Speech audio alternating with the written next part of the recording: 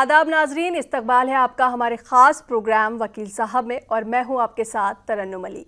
हमेशा की ही तरह आपकी कानूनी उलझनों को सुलझाने के लिए हम एक बार फिर से हाजिर हैं और मेरे साथ स्टूडियो में मौजूद हैं डॉक्टर फ़ारूक खान साहब, जो कि सुप्रीम कोर्ट के सीनियर वकील हैं और लीगल एक्सपर्ट हैं। आपका इस्तकबाल है हमारे शो में। शुक्रिया। नाज़रीन, आप भी हमारे इस प्रोग्राम में जुड़ सकते हैं, हमें कॉल कर सकते हैं। हमारे नंबर्स हैं 012066933847 और दूसरा नंबर है 9205353184। आप हमें इस पर कॉल कर सकते हैं और अपने सवाल हमसे पूछ सकते हैं। फ़ारूक खान साहब, जैसे कि प्रॉपर्टी के बहुत सारे मामले होते हैं कि आजकल बहुत फ्रॉड होता है उसमें। कई बार हमसे पैसा ले लिया जाता है और उसके बाद पोजीशन भी नहीं दी जाती है। तो अगर आप प्रॉपर्टी बेच रहे हैं या फिर ख़रीद रहे हैं तो ऐसे में क्या सावधानी बरतनी चाहिए, क्या एहतियात रखनी चाहिए? देखिए, जब भी आप प्रॉपर्टी लें तो ख़ास तौर से जब आजकल हम लोग बिल्डर्स के पास जाके और अपार्टमेंट्स लेते हैं, नोएडा में जैसे मैं एग्जांपल के तौर पे लूँ या दिल्ली में कहीं भी, तो हमेशा उसका टाइटल चेक करें। टाइटल जो होता है वो ज़मीन का, जिस ज़मीन पे वो प्रॉपर्टी डेवलप की जा रही है वो टाइटल, उसको टाइटल कहते हैं, मालिकाना हक। क्या वो जो आपको बेच रहा है, क्या उसके पास जो ज़मीन है उसके पास वो ज़मीन उसकी अपनी है?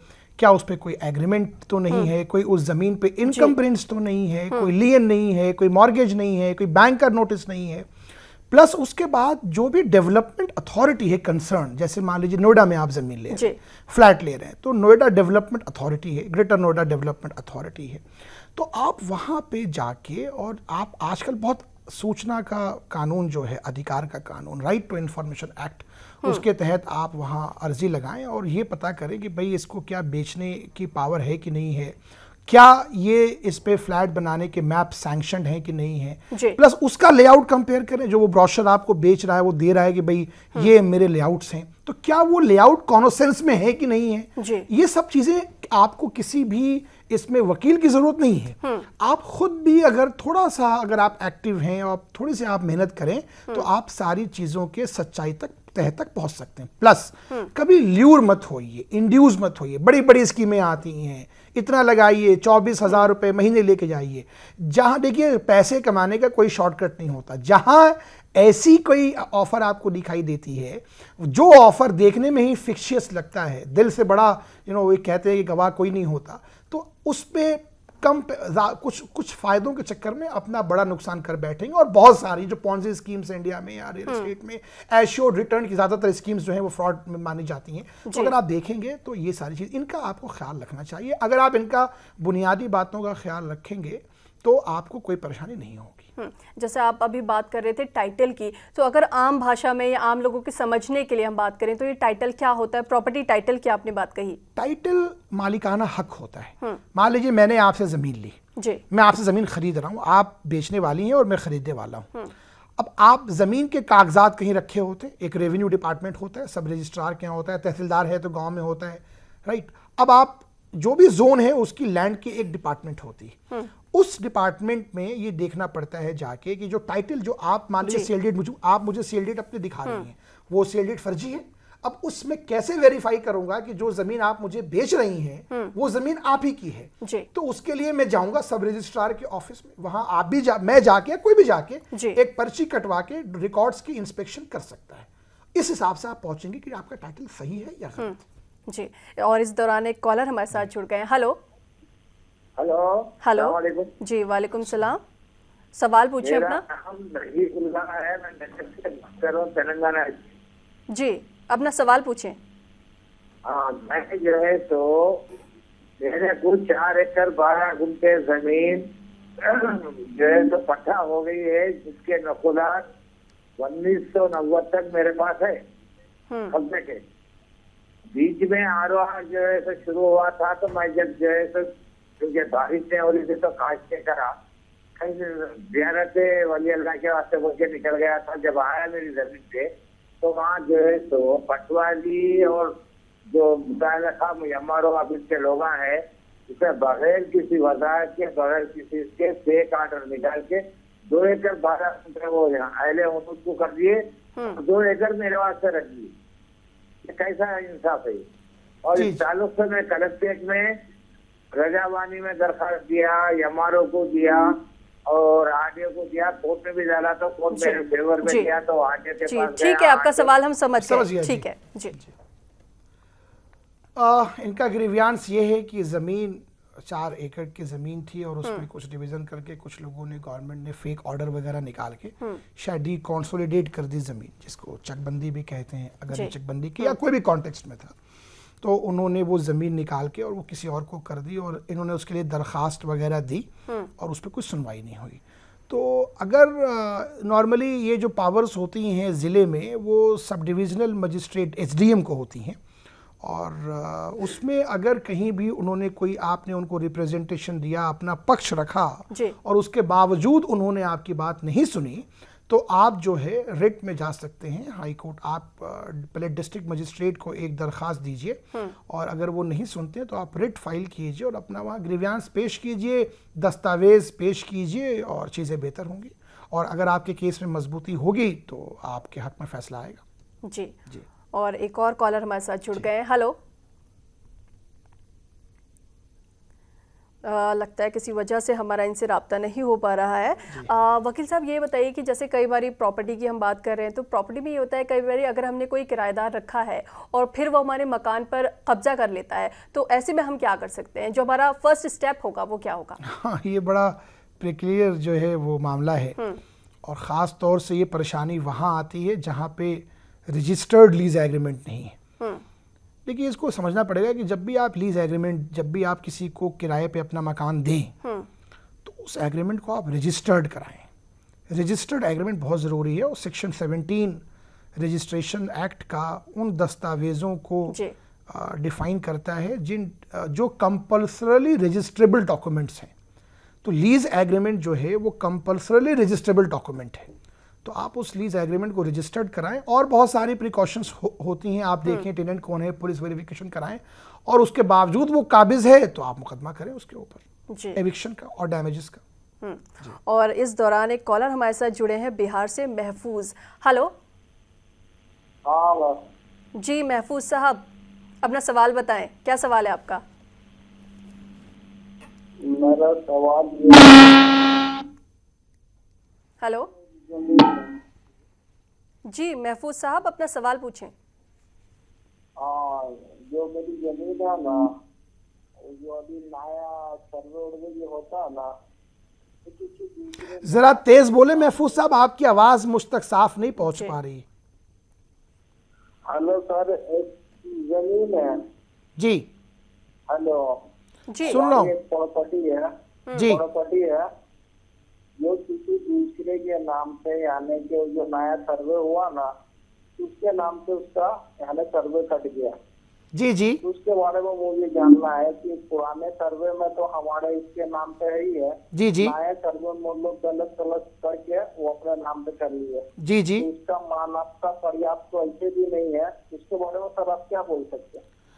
हाँ, ये अमूमन होता है। आपका अगर सर्वे में वो पर्ची कट गई है उनको, तो आपके पास जो पुराने सर्वे के दस्तावेज हैं महफूज साहब, उनको लेके और एक दरख्वास्त बना लीजिए या किसी वकील साहब से बनवा लीजिए और वो दरख्वास्त जो है अपने ज़िले में जो तहसीलदार के यहाँ, चूँकि शायद ये गांव की ज़मीन होगी गालिबन, तो आप तहसीलदार के यहाँ और जो एसडीएम इंचार्ज है उनके यहाँ लगा दें और उनको ये कहें कि इसमें ये गलती से मतलब ये चीज़ हो गई है अथॉरिटीज़ के। और अगर उसमें ये एंगल भी है कि आपको लगता है कि वो जानबूझ के और आपके ख़िलाफ़ किया गया है, फ्रॉड किया गया है, तो उस सूरत हाल में आप मुकदमा क्रिमिनल भी कर सकते हैं और आप उसको फाइल करें वहाँ पे और वो उसमें अपने आप सारे दस्तावेज़ जो संबंधित दस्तावेज़ हैं आपकी ओनरशिप को, आपके मालिकाना हक को साबित करने के लिए उसको लगा दीजिए और वहाँ दे दीजिए और वो कर देंगे। वो नहीं करते हैं, अगर मान लीजिए बिलफर्ज ये मान लेते हैं एक पल के लिए, तो फिर आपको सीधे इसके लिए मेरे समझ से ये डिस्ट्रिक्ट मजिस्ट्रेट को यूपी, क्योंकि आप बिहार से बोल रहे हैं, तो यूपी में और बिहार में इन सारी पावर्स को डिस्ट्रिक्ट मजिस्ट्रेट को, डीएम को स्पेशल रेवेन्यू पावर्स होती है, इसलिए इसको मजिस्ट्रेट भी कहा जाता है। वैसे वो कलेक्टर होता है, तो उसको ये पावर, उसकी एक कोर्ट भी होती है जो कि हफ्ते में 1 दिन या 2 दिन स्टेट वाइज रोस्टर से बैठती है। वहाँ आप दरख्वास्त लगाएं और वहाँ से ऑर्डर हो। अगर वहाँ से भी नहीं होता या वो लगा के उसको बैठ जाते हैं आप और कब्जा कर लेते, तो आप तुरंत इसको लेके हाई कोर्ट चले जाइए। और एक कॉल हमारे पास आई है कानपुर से, जुबैर अहमद फारूकी साहब की। हेलो हेलो जी, जुबैर साहब अपना सवाल पूछें। जुबैर साहब अपने टेलीविजन की आवाज को बंद कर दीजिए, तभी मैं आपके सवाल सुन पाऊंगा। जी ठीक है जी शुक्रिया। मैं एक अखबार निकालता हूँ जी रोजनामा अखबार है, 35 साल से मैं निकालता हूँ। मेरी एक प्रॉब्लम ये है कि मुझे एक एडवर्टाइजिंग एजेंसी से एक इश्तिहार जो मुझे मिलते हैं उसमें के एडवर्टाइजिंग एजेंसी ने मेरे 3 साल गुजर गए, मेरा पेमेंट नहीं कर रहा है, जबकि उसी बिल में जो जिसका पेमेंट मुझे चाहिए उसमें से एक पार्ट पेमेंट उसने किया है। उसके बाद न वो तो हमको हमारी कोई कॉल अटेंड करता है न किसी लेटर का जवाब देता है।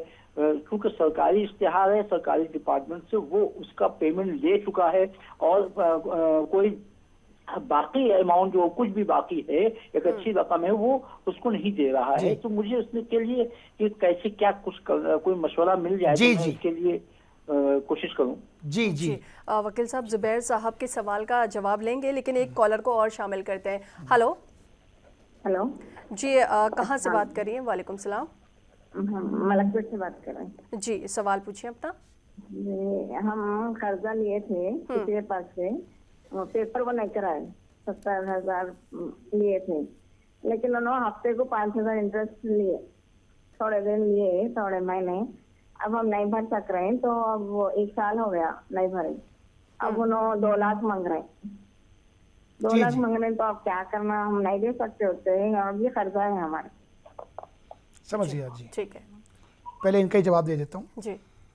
देखिए, कोई अगर मुआहदा है आपने किया हुआ है और उस वैसे ये प्राइवेट लेंडर्स के लिए जो पहले हम लोग बहुत सुनते थे और फिल्मों में देखते थे, ऐसी चीज़ें हुआ करती थी, और ये बड़ी जो अभी मोहतरमा ने बताया, ये आज भी रूरल इंडिया में बड़ा रैम्पेंट है, बड़ा कॉमन है अनफॉर्चुनेटली, जबकि कानून है इस पर और प्राइवेट लेंडर्स जो हैं वो उसको आप एक्सटॉर्शन नहीं कर सकते, लेकिन चीज़ें हो जाती हैं।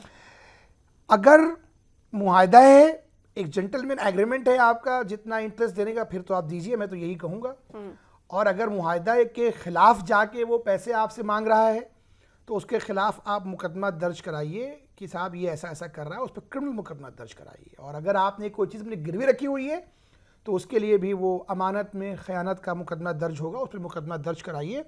और बिल्कुल इसमें आपको डरने की ज़रूरत नहीं है, आप किसी भी वहाँ जो लोकल वकील हों उनसे राय मशवरा कर लीजिए इस बात पे, वो आपकी सब चीज़ों को देख लेंगे और उन पर आप मुकदमा कीजिए और चीज़ें ठीक होंगी इंशाल्लाह जी। जो इससे पहले हाँ फारूकी साहब का जो सवाल था बड़ा इंटरेस्टिंग सवाल था और ये बड़ा कॉमन है आजकल इंडस्ट्री में, प्रैक्टिस में। देखिए, आपको मैं ये कहूँगा जुबैर साहब कि आप उनको एक लीगल नोटिस दीजिए, रिकवरी का मुकदमा बनता है ये। सारे जो इनवाइसेस हैं उनके मेल, आजकल ज़माना मेल का है, तो उन्होंने अपने आप को जो भी एडवर्टीज़मेंट भेजा होगा एड एजेंसी ने आपके अखबार में छापने के लिए, तो उसके आपके पास वो होंगे, परचेज ऑर्डर्स वगैरह होंगे, प्लस आपने इनवाइसेस रेज किए होंगे अपनी सर्विसेज के अगेंस्ट में। तो ये दोनों मिला के, और आपने कहा कि उसने कुछ आपको पैसा दिया भी है, तो रनिंग अकाउंट एस्टेब्लिश होता है और आपने ऐड छापा भी है, वो तो एडमिटेड है, उसको कोई डिस्प्यूट कर नहीं सकता। मेल कम्युनिकेशन है, वो electronic evidence 65B evidence act में एडमिटेड एंड एडमिसिबल एविडेंस है। तो इन सारी चीजों को इकट्ठा कीजिए और आप रिकवरी सूट फाइल कीजिए। मैं आपको इस पर एक राय और दूंगा, लेकिन ये डॉक्यूमेंट्स देखने के बाद आप लोकल वकील से वेरीफाई कराइएगा। सिविल सूट हम लोग सुनते हैं, तरन्नुमी जानते हैं कि बहुत लंबा होता है और दर पुष्ट चलता है, ऐसा नहीं है। बड़े सारे प्रोविजन से लोग जानते नहीं हैं। एक ऑर्डर 37 है सीपीसी में, जो सिविल कोड प्रोसीजर है हमारा। ऑर्डर 37 वो होता है कि जहां पे उसके तहत जो मुकदमा फाइल होता है, अगर लाइबिलिटी एडमिटेड है दूसरी पार्टी पे, तो उसको कोई उसका डिफेंस नहीं होता। आप मुकदमा बहुत ही फास्ट है, मुकदमा फाइल कीजिए, जिस दिन समन पहुंचेगा नोटिस, उस दिन से 10 दिन के अंदर अगर उन्होंने अपनी अपीयरेंस फाइल नहीं की और लीव डिफेंस नहीं मांगा तो वो सूट डिग्री हो जाएगा। अगर परचेज, यहाँ पे आपके मुकदमे में परचेज ऑर्डर भी है और इनवाइस भी है, कम्युनिकेशन भी है, मेरे समझ से ये ऑर्डर सैटिस का मुकदमा बनता है। आप इस पे राय लें और इसको फाइल करें जी। और कॉलर्स हमारे साथ जुड़ गए हैं। हेलो हेलो हेलो जी, कौन साहब बात कर रहे हैं और कहाँ से बात कर रहे हैं? अस्सलाम वालेकुम। वालेकुम सलाम जी, मेरा नाम तारिक अहमद है। तारिक साहब, मैं जी साउथ कश्मीर से बात कर रहा हूँ। एक्चुअली मेरा सवाल है कि अभी मैंने फोन।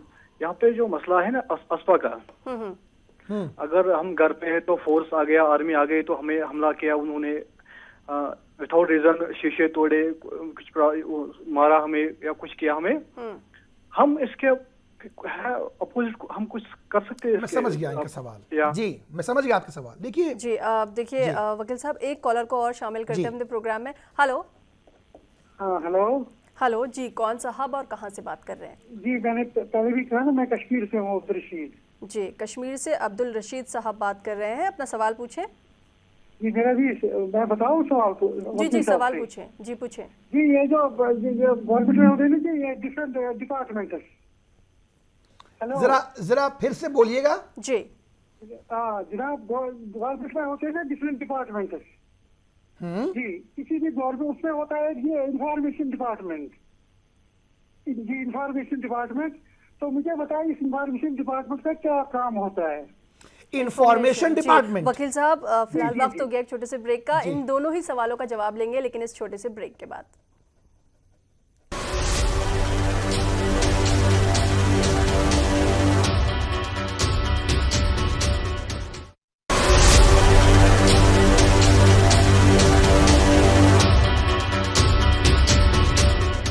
ब्रेक के बाद एक बार फिर से आप सभी का इस्तकबाल है हमारे खास प्रोग्राम वकील साहब में। वकील साहब, हमारे पास दो कॉल आए थे। एक तारिक साहब ने किया था, उनके सवाल का क्या जवाब है, क्या कहता है उनके लिए कानून? वो इंफॉर्मेशन डिपार्टमेंट वाले जो बात पूछ रहे थे पहले, वो रशीद साहब। जी, रशीद साहब ने तो उनको बता दूं कि इंफॉर्मेशन डिपार्टमेंट होता है सूचना का जो डिपार्टमेंट होता है। इंफॉर्मेशन कमिश्नर जो होते हैं, right to information act Jammu and Kashmir में शायद लागू नहीं है, उसके लिए वहाँ कुछ उसका सिंक्रोनाइज्ड लॉ है जहाँ तक मुझे जानकारी है, और उसके बेसिस पे वो डिपार्टमेंट है जो कि वो करता है। उसके बाद और भी बहुत सारे महकमे उस डिपार्टमेंट के अंडर और उस मिनिस्ट्री में होते हैं, और उनका काम इन चीज़ों को देखना है और करना है, ये है। और वो जो कह रहे थे कि आर्म फोर्सेस कानून या किसी भी कानून के तहत, देखिए आप एक बात समझिए, बड़ी इंपॉर्टेंट है, किसी भी अथॉरिटी को, पुलिस को, आर्मी को, किसी भी अथॉरिटी को, कोई भी कानून के ऊपर नहीं है, सबको कानून के दायरे में चलना है। मान लीजिए मैं कोई ऑफिसर हूं और मैं अपने जो कानून में जो मुझे अधिकार दिए हुए हैं, मैं उसको आगे बढ़ रहा हूं, उसको ट्रेसपास कर रहा हूं, तो उसके लिए कोर्ट है, कचहरी है, आप रिट फाइल कीजिए और आप ये बताइए, सबूत दीजिए कोर्ट को कि आपके राइट्स के साथ कैसे इन्फ्रिंज किया गया है, और वो इन्फ्रिंजमेंट जो है वो आप उस कानून के जिसमें उसको अधिकार है, मिलता है उस काम को करने का, उसने उसको लांघ के किया है। तो अगर आप साबित करेंगे तो आपको रिलीफ मिलेगा वहां से। जी, और इस दौरान दो कॉलर्स हमारे साथ जुड़ गए हैं। हेलो। हेलो जी, कौन साहब और कहाँ से बात कर रहे हैं? जी, हैदराबाद से बात कर रहे हैं। हैदराबाद से बात कर रहे हैं, कौन साहब बात कर रहे हैं? अली बात कर रहा हूँ मैडम, हैदराबाद। अली बात कर रहे हैं हैदराबाद से, अपना सवाल पूछे। जी मैडम, सवाल ये है वकील साहब से बात हो रही है ना? जी, बिल्कुल, आप सुन रहे हैं, सवाल पूछिए। मेरे दो जो सवाल है साहब। एक सवाल ये है कि मेरी वालिद साहब की फूफी थी जो लावालत थी, उनकी कुछ कम 20 एकड़ जमीन कुछ उनके नाम पर थी, तो उनके जो है लावालिद होने की वजह से जो है उन्होंने क्या किया था कि मेरे दादा उनके जो भाई थे उनके, वो लोग उसको काश कर रहे थे, तो उनके शोहर के कोई दूर के रिश्तेदारों ने जो है कुछ केस किया था, जो लोग हार गए। सिविल अदालत में भी वो लोग हार गए, सेशन में हार गए, हाईकोर्ट में भी वो लोगों ने हार गए। कब्जा जो है हमारे नाम पर जो है ना, हमारे चचा के नाम पर, हमारे वालिद के नाम पर आ गया। अनफॉर्चुनेट हम लोग बाहर थे, गलतवाड़ा में थे, तो तकरीबन 30 साल बाद फैसला होकर, हाईकोर्ट का फैसला होने के बावजूद वो जो साहब, जो मेरे चाचा जो लड़ रहे थे, उनका इंतकाल हो गया। तो उनके जो वालिद, जो उनके बेटे थे, कुछ ऐसी इलिटरेट टाइप हैं, ड्राइवर वगैरह थे, तो उन्होंने क्या किया, जो हारी हुई पार्टी से समझौता करके आधा जो है उन्होंने तकसीम कर दिया। अब हम जो बाहर से आए, आकर हमने सारा रिकॉर्ड, चुके पेपर हमारे पास नहीं थे, हम बहुत मुश्किल से हाईकोर्ट से रिकॉर्ड निकाले, पुराना रिकॉर्ड, तो डिग्री उनके नाम पर है। जो अपोजिशन जो आज जो है, जो पासबुक बना के जो बैठे हैं, उनके नाम पर बुक है, तो जो है अभी इलीगल है। अब हम भी वकील साहब के पास यहाँ हम लोगों ने गए थे, अभी चूंकि रमजान की तरफ से तो हम लोग बिजी थे। साहब क्या आपका मशवरा है? नंबर 1 साहब। नंबर 2 जो है ये है कि सवाल, मेरे एक भाई जो है रिश्ते के हैं, उन्होंने बजाज फाइनेंस से लोन लिया था कुछ 4 लाख रुपए, सारी पेमेंट कर दी उन्होंने। एवरी मंथ जो है कुछ इंस्टॉलमेंट आ रही थी, लेकिन टाइम पर नहीं थे, उसी महीने में जो है थोड़ा 10-12 दिन लेट दिए, सारी पेमेंट हो चुकी है और जो है तकरीबन 11-12 हजार तो उनसे बढ़कर भी लिए गए सिर्फ चेक बॉक्स चार्जर के नाम से। अब जो है फिर फोन कर रहे हैं कि अब 14,000 आप और देना है चेक बॉक्स समझ गया के नाम से। हैरान कर रहे हैं साहब। अली साहब समझ गया जी, दोनों सवाल समझ गया आपका जी। कोई और भी था इसके अलावा? जी, एक कॉलर और है, इनका सवाल भी सुन लेते हैं। हेलो, लगता है इनसे राब्ता नहीं हो पाया किसी वजह से। इनके 2 सवाल थे, इनके लिए क्या कहता है हमारा कानून? पहला वो जो छोटा सा मसला था बजाज एलायंस या किसी कंपनी का उनका लोन था और उसमें वो इनका कहना ये है कि ये पैसे सारे दे चुके हैं और उसके और ज़्यादा दे चुके हैं, जायद दे चुके हैं और उसके बाद भी उनको फ़ोन करके और उनके साथ बदतमीजी वगैरह की जा रही है। आप मुकदमा फाइल कर दें अगर आप इस बात से पूरी तरह मुतमईन हैं कि आपने जो भी कॉन्ट्रैक्चुअल ऑब्लिगेशंस थे आपके ऊपर मुआहदे के परसुएंस में, तो अगर आपने उसको पूरा किया है और आपसे बदतमीजी कर रहे हैं या वो एक्सटॉर्शन करने की कोशिश कर रहे हैं तो आप इन पे मुकदमा करें, आप पुलिस में कंप्लेंट करें। पुलिस नहीं सुनती तो आप कोर्ट में जाएं, 156(3) CRPC में आप कोर्ट में मुकदमा फाइल करें, किसी वकील साहब से मशवरा करके वहाँ जो फौजदारी का काम करते हों और फाइल करें। और कोई कानून किसी को ये नहीं देता इजाज़त कि वो किसी से बदतमीजी करे। अगर पैसे बनते भी हैं, मैं ये बता दूं, ये एक जनरल क्वेश्चन है, अगर किसी बैंक का कोई किसी ने लोन किसी वजह से डिफॉल्ट किया भी है तो कोई कानून हमारे मुल्क का किसी को भी बैंक को या किसी उसके रिकवरी एजेंट्स को ये इजाज़त नहीं देता कि वो उससे बदतमीजी करे। और सुप्रीम कोर्ट ने डिफरेंट जजमेंट्स में इसको हेल्ड किया है, बल्कि एक बहुत नामी बैंक के मैनेजिंग डायरेक्टर को आज से करीब 14-15 साल पहले उन पर पर्सनल कंटेम्प्ट नोटिस इशू किया था और इस पर बिल्कुल कानून क्लियर है कि रिकवरी कैसे होनी है।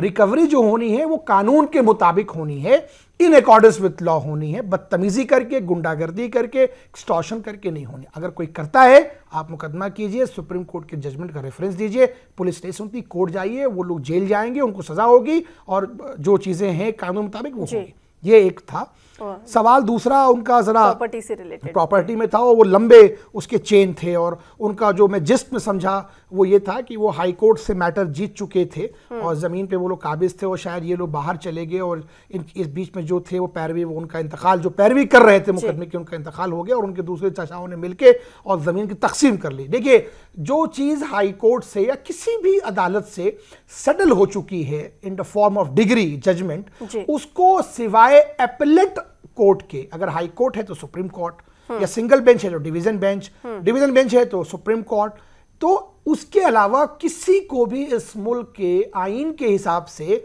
ये अधिकार नहीं है कि वो उसको खुद बदल दे। अगर वो ये करता है तो वो कंटेम्प्ट में लैंड करता है। आप उन सारे जजमेंट्स की कॉपी निकालिए और उसको जाके उसी फाइनल हाई कोर्ट में ही कंटेम्प्ट फाइल होगी और आप फाइल कीजिए और उनके खिलाफ आप एक धोखाधड़ी का भी मुकदमा दर्ज कराइए कि जो ज़मीन के मालिकान हैं उनको बिना कॉन्फिडेंस में लिए हुए ज़मीन का तकसीम या बंटवारा कैसे किया जा सकता है। जी, अच्छा मुकदमा बनता है आपका दोनों। जी, एक और कॉलर हमारे साथ जुड़ गए हैं। हेलो, अस्सलाम वालेकुम। जी, वालेकुम सलाम। कौन साहब बात कर रहे हैं? मैं मोहम्मद जाफर महबूब नगर से बात कर रहा हूँ। जी, अपना सवाल पूछें। मैं आरटीसी में रिटायर हो गया मैडम, 1 साल हो रहा है, मेरे को जीवों के पैसे नहीं दे रहे लोग। पूरा ऑडिट हो गया, मेरा ऑडिट हो गया, पूरा हो गया, 1 साल से हमारे पैसे कौन नहीं दे रहा है आपको? हाँ, पैसे कौन नहीं दे रहा है आपको? मैं आरटीसी वाले, आरटीसी तेलंगाना आरटीसी वाले जो जी मंजू के पैसे जाते, पूरा ऑडिट हो गया मेरा। आवाज कुछ साफ नहीं आ रही। जी, मोहम्मद जाफर साहब, क्या एक बार आप अपना सवाल दोहरा सकते हैं? मैं आरटीसी में रिटायर होके 1 साल के ऊपर हो रहा, इनकैश जो है ये ऐसे वो लोग पैसे पूरे ऑडिट कर दिए मेरे, कट के तकरीबन लोगों को नहीं दे रहे। अगर मैं कोर्ट में रहा तो मेरे कितने दिन में पैसे मिलते बोल के मैं सबसे पूछना चाह रहा हूँ।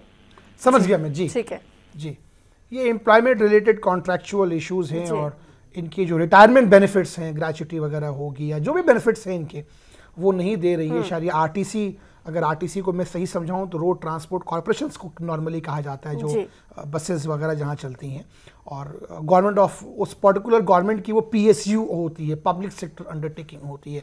तो अगर ये सरकारी मुलाजिम है, पीएसयू के हैं जो सरकारी मुलाजिम है, पैसे नहीं दे रही है, तो आप लेबर कोर्ट जा सकते हो, सीधे आप हाई कोर्ट पे जा सकते हैं रिट में। वैसे मैं कोई आपको सलाह दूंगा कि आप इस पे लेबर कोर्ट में जाएं। और अगर आप प्राइवेट एम्प्लॉय भी हैं, अगर मैं नहीं समझा सही, आपकी आवाज़ चूँकि साफ नहीं आ रही थी, तो आप अगर वो पैसा नहीं दे रहा है ग्रेचुटी का, पीएफ का, एसआई का, जो भी है, तो उसके लिए आप लेबर कोर्ट में जाइए और वहाँ फाइल कीजिए।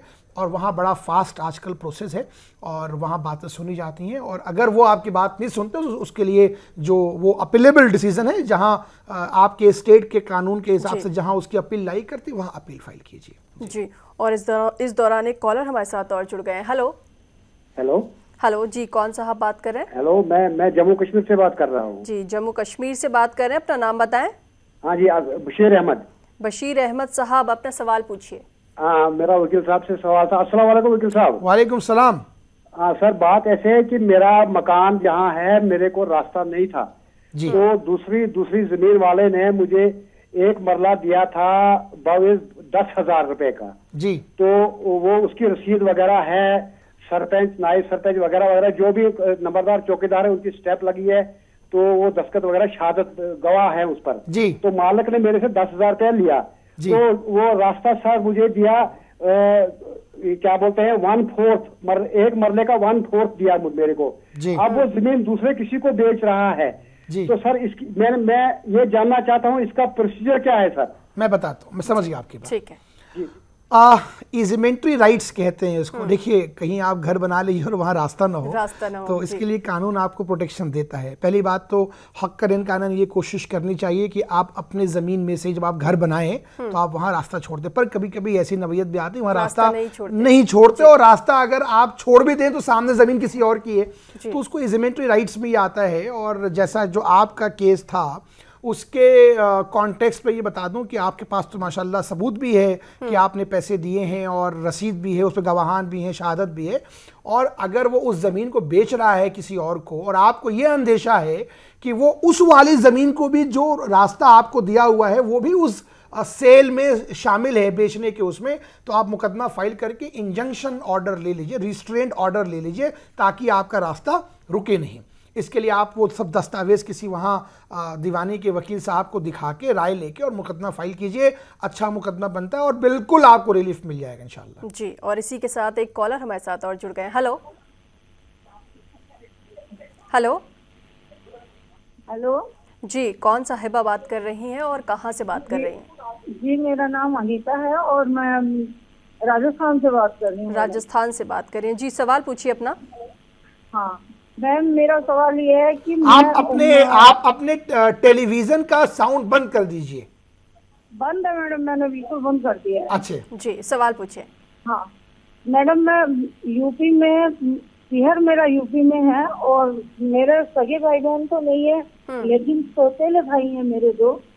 और अब वहाँ पे वो सारी जमीनों को सबको सेल करके और वो लोग बेच रहे हैं। तो मैं ये पूछना चाह रही हूँ, मुझे ये कहा गया है कि यूपी में जमीनों में बेटियों का हक नहीं होता है।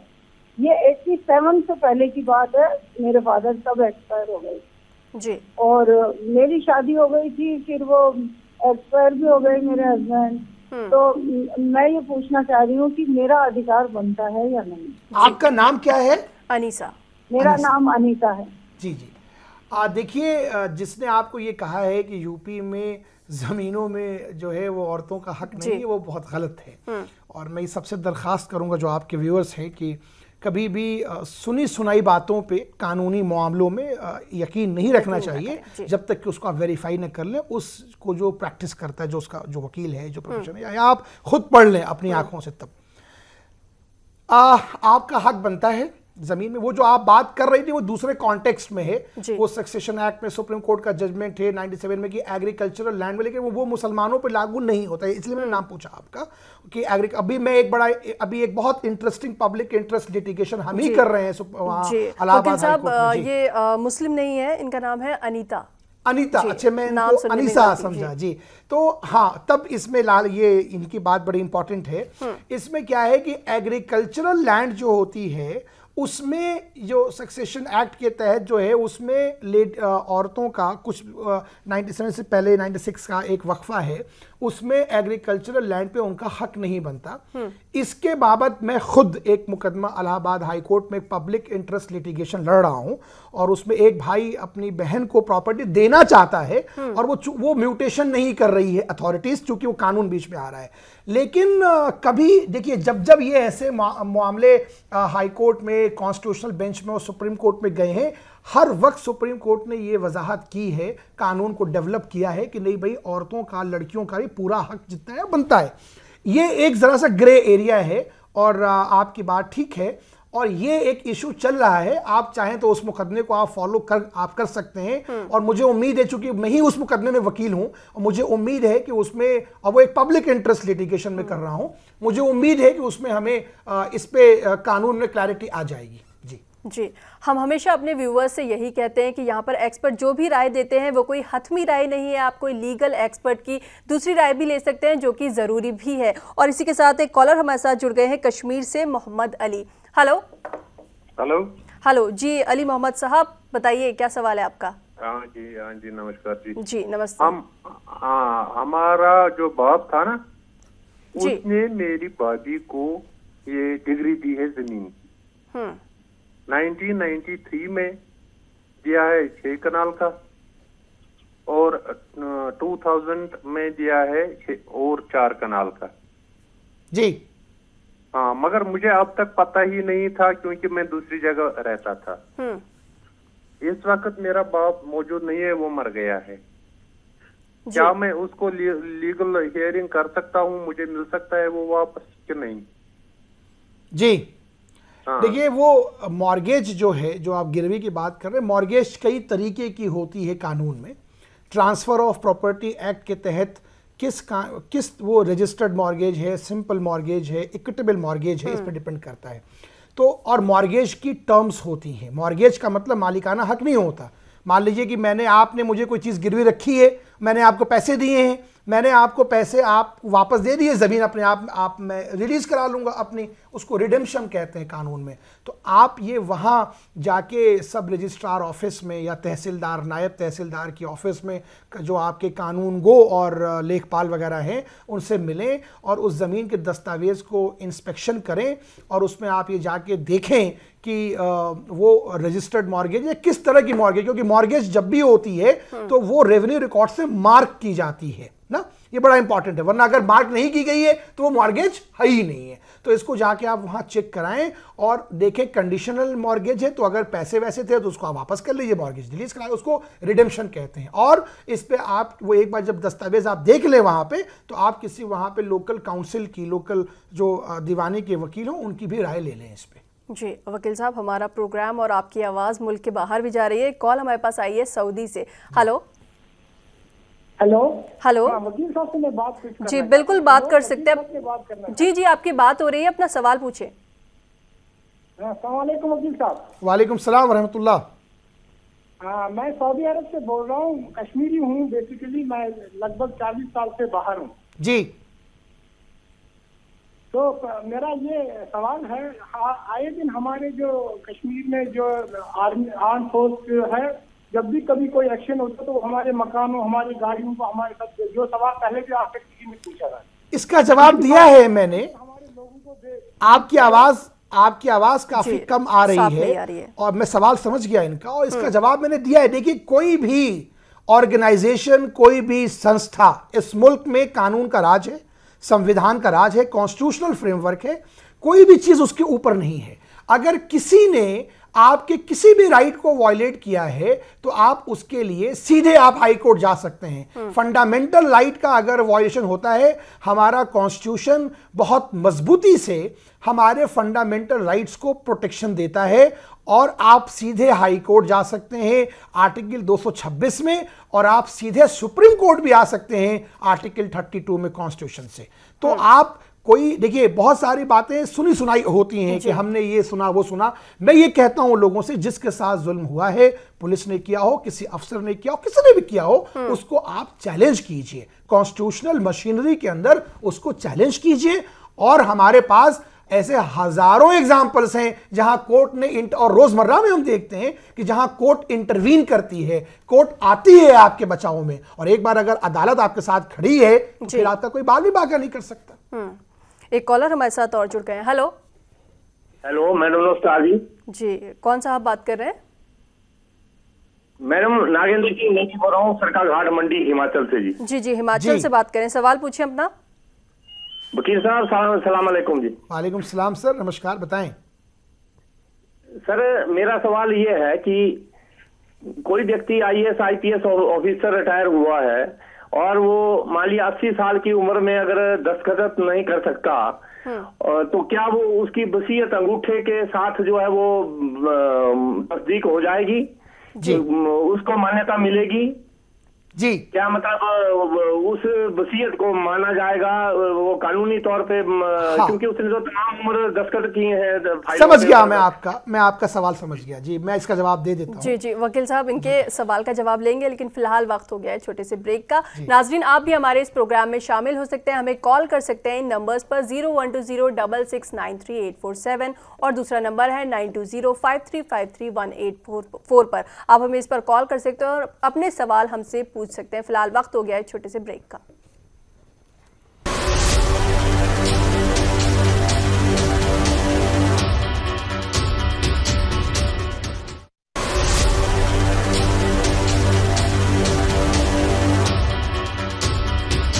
ब्रेक के बाद एक बार फिर से आप सभी का इस्तकबाल है हमारे खास प्रोग्राम वकील साहब में। वकील साहब, एक कॉल हमारे पास आई थी हिमाचल से, इन्होंने एक सवाल पूछा था हमसे।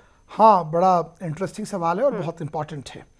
देखिए, अंगूठा लगाना या साइन करना, अगर कोई आदमी साइन करने के लायक नहीं है, उसके हालात नहीं है, मेडिकल कंडीशंस नहीं है, या खुदा न खास्ता हाथ ही ना हो, तो उसमें तो आप अंगूठा भी नहीं लगा सकते, वो साइन भी नहीं कर सकते, तो उस पोजीशंस में इवन पैर के भी थम्स इंप्रेशन नहीं आती। तो मैं बताऊं आपको, आप बिल्कुल कर सकते हैं। वसीयत जो होती है विल अनरजिस्टर्ड भी होती है और रजिस्टर्ड भी होती है। चूंकि यहाँ पे एक वो IAS ऑफिसर रहे हैं जिनके बारे में आपने बात की, तो और ये कभी बाद में कोई सवाल ना उठाए, तो इस पे आप गवाहान के साथ अपने यहाँ सब रजिस्ट्रार के यहाँ जाइए, अपॉइंटमेंट लीजिए, और बाकायदा वहाँ बायोमेट्रिक्स होते हैं आजकल, अब बदल गया ज़माना, और वहाँ बाकायदा आपकी फ़ोटो, उनकी फ़ोटो खींची जाएगी, और अगर वो वहाँ जाने के लायक भी नहीं है तो आप पैसे जमा कर दीजिए, वो रजिस्ट्रार का रिप्रेजेंटेटिव सरकार का आपके घर आके ये सारी फॉर्मेलिटी करके जाएगा। ये सहूलियत मिलती है हमें हमारे कानून से, तो आप जाके करा सकते हैं। ये ख्याल रखिए गवाहान जो हों वो ज़िम्मेदार लोग हों उस पर, और वो विल जो है, जो वसीयत है, वो रजिस्टर्ड होनी चाहिए। जी जी। और एक कॉलर हमारे साथ जुड़ गए हैं। हेलो, लगता है इनका किसी वजह से राब्ता नहीं हो पाया। एक कॉलर हमारे साथ और है। हेलो, लगता है इनसे भी राब्ता हमारा नहीं हो पाया। वकील साहब, मुझे ये बताइए, जैसे हमारा पर्सनल लॉ है तो उसका कितना असर होता है अदालती मामलों में? पर्सनल लॉ अगर हम मुस्लिम्स के कॉन्टेक्स्ट में देखें तो इनहेरिटेंस हो या फैमिली लॉ में हो, एक कानून ऑलरेडी है, शरीयत एप्लीकेशन एक्ट, जिसमें कि कोडिफाइड लॉ, जो हमारे जो पर्सनल लॉज हैं उनको कोर्ट में वो कैसी चीज़ें आएंगी, उस कॉन्टेक्स्ट में वो चीज़ें लेके जाती हैं। ये एक बहुत वाइडर कॉन्सेप्ट है, काफ़ी डिबेटेबल इशू है और आजकल पॉलिटिकल इशू भी है। तो इस पे हर एक कॉन्टेक्स्ट में बात अगर हम लोग करें, क्योंकि बहुत ही वेग है ये कि किस हम वेग में करते हैं, फैमिली में करते हैं इसको, इनहेरिटेंस में करते हैं इसको, और बाकी चीज़ों में करते हैं। और हमेशा इस बात को, मैं बस एक बात कहूँ, हमेशा इस बात को समझना चाहिए कि कभी भी पर्सनल लॉज जो हैं वो कॉन्स्टिट्यूशनल फ्रेमवर्क से कॉन्फ्लिक्ट नहीं करते। इतना बेहतरीन सिस्टम है कि वो दोनों को एग्जिस्ट करते हैं और कॉन्स्टिट्यूशनल फ्रेमवर्क हमेशा ऊपर होता है, और कॉन्स्टिट्यूशन ही आपको आज़ादी देता है आपके अपने पर्सनल लॉज को इम्प्लीमेंट करने के लिए, उसको प्रैक्टिस करने के लिए। जी। और हमारे साथ कॉलर्स जुड़ गए हैं। एक कॉलर है हमारे साथ हैदराबाद से। हेलो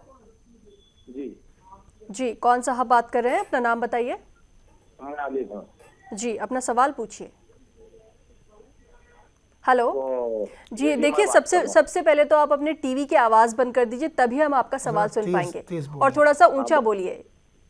जी, मैं बंद कर दिया हूँ। अगर कोई साहब जो है प्लॉट बेच दे और रजिस्ट्री कर दे और रकम ले ले, उसके बाद पोजीशन ना दे, तो क्या किया जाए?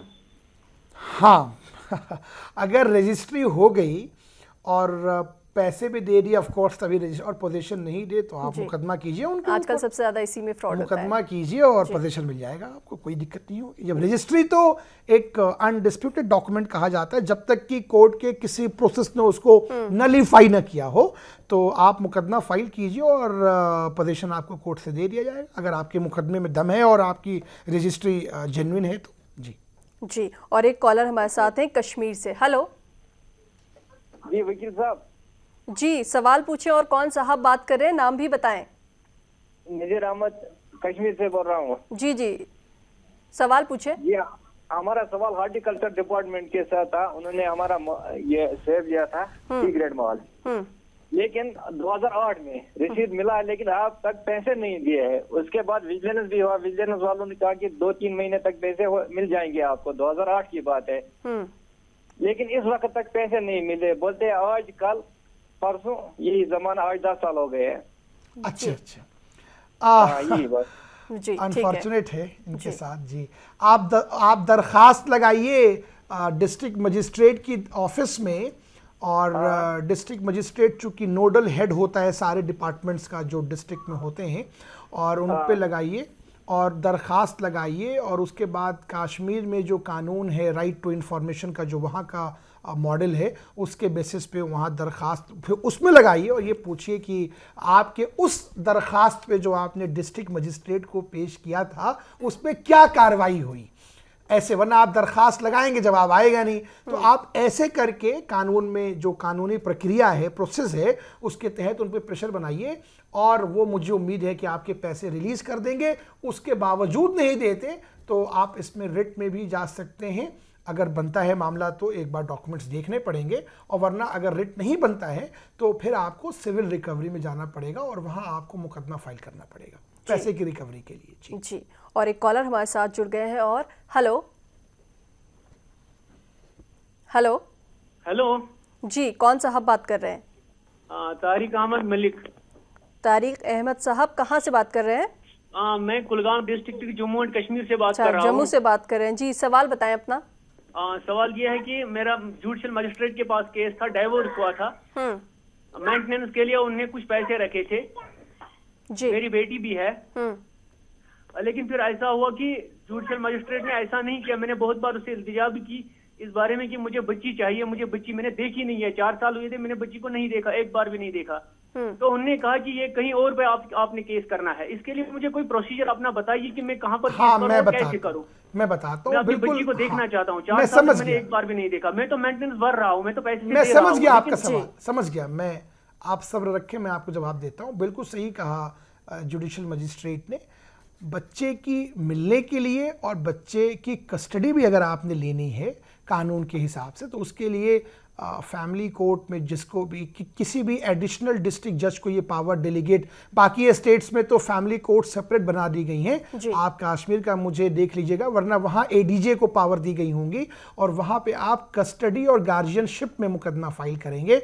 और आप वहाँ पे इंट्री में एप्लीकेशन लगाइए कि आपको during the pendency of that case आपको आपके बच्चे से मिलने के लिए जो है वो कोर्ट आपको परमिशन दे, वो आपको मिल जाएगी। विजिटेशन राइट्स, इवन आजकल तो कोर्ट से बड़े अच्छे अच्छे मॉडल निकाल दिए हैं कि 10 दिन यहाँ रहिए, 15 दिन वहाँ रहिए, बहुत सारे मॉडल्स हैं, आपको तुरंत मिल जाएगी, कोई मुश्किल नहीं। तो आप सही जगह पे गार्जियनशिप एंड कस्टडी एक्ट में आप मुकदमा फाइल कीजिए, और अपने अगर आपके बोनाफाइड एस्टैब्लिश होते हैं, कोर्ट आपकी बात से कन्विंस होती है, तो वो हो जाएगा। जी जी, और एक कॉलर हमारे साथ और जुड़ गए हैं। हेलो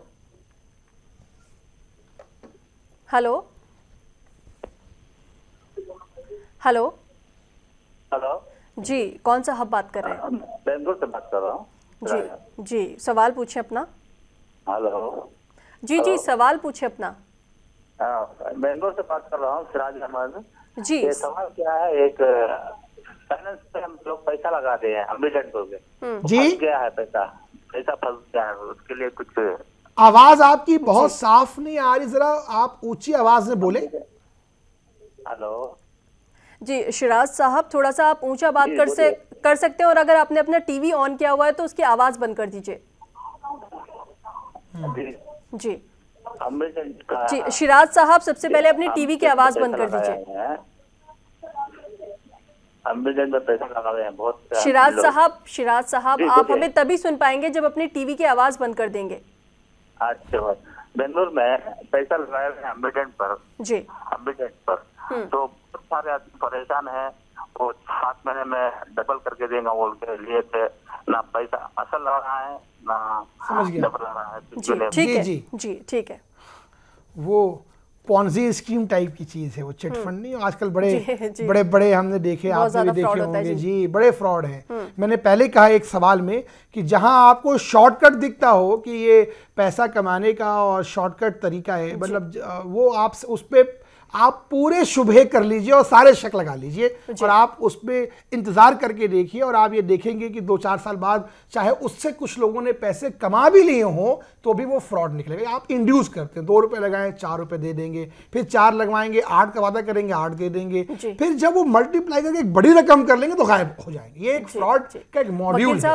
इस केस में हम क्या कर सकते हैं, क्योंकि हमारे पास वक्त इस मुकदमे में मैं ये बताऊंगा आपको कि आप मुकदमा फाइल करें पुलिस में, और अमानत में खयानत का, धोखाधड़ी का, ये 420 का 406(9) का ही मुकदमा बनता है। मुकदमा फाइल करें और अगर वो लोग पकड़ में आएंगे तो आपको पैसे उनसे पुलिस जो है वो दिलवाएगी। जी वकील साहब, तमाम हमारे कॉलर्स के सवालों का जवाब देने के लिए, यहाँ आने के लिए आपका बहुत बहुत शुक्रिया।